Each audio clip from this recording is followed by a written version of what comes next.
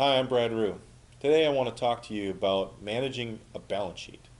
So, when we talk about managing a balance sheet, we first off need to understand what a balance sheet is. And I quick drew a little diagram here for the sake of our conversation today.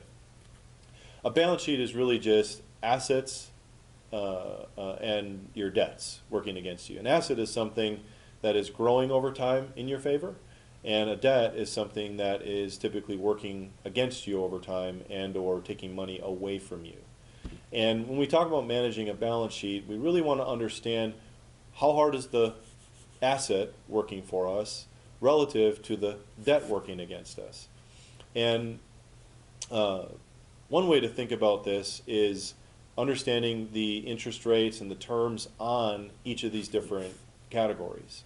Once all that's figured out, we can dive into and understand what are the things that we should be paying off, what are the things that we should be leaving alone and or adding to relative to each other on the balance sheet.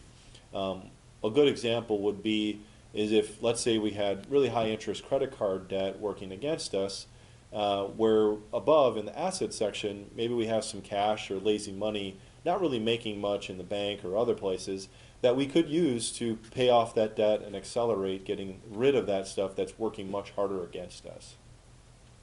Now, oftentimes it gets a little, obscure when we have clients or others that think that they want to pay off big ticket items like their home, for example.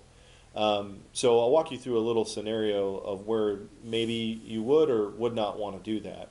And first we have to make some assumptions. So I'm going to assume up here in our balance sheet on the asset section, we can maybe make somewhere between 7 and 8% on our invested assets, long-term assets for the future.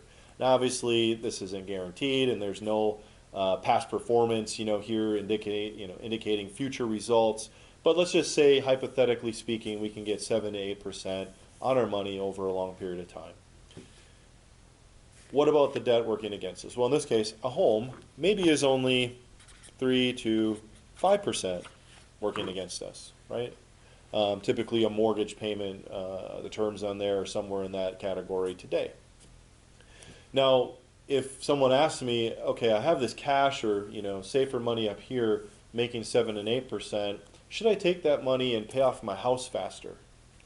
Well, there's a lot of variables that are involved, but one of the things I ask clients to think about is, what about control of your money? So if I give my money to the bank to pay off my house, I tie it up into that home, which is an asset, arguably, and I can't really get access to it, right? A home is a very illiquid asset, meaning I can't go sell it, frequently, obviously without a place to live.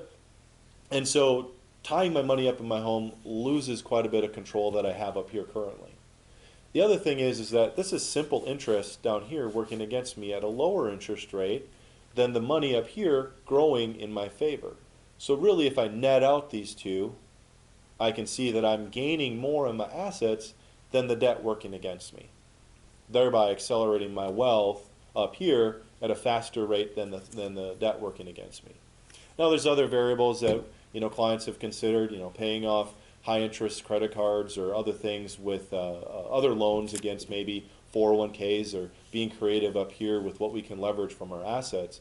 But I want you to think about one step in terms of organizing yourself, understanding how to manage the balance sheet so that you can get a grip on accelerating your finances forward and limiting the debts and things working against you on the other end. So I want to thank you for tuning in. Like us on Facebook and visit our website at www.actionfinancials.com. Thank you.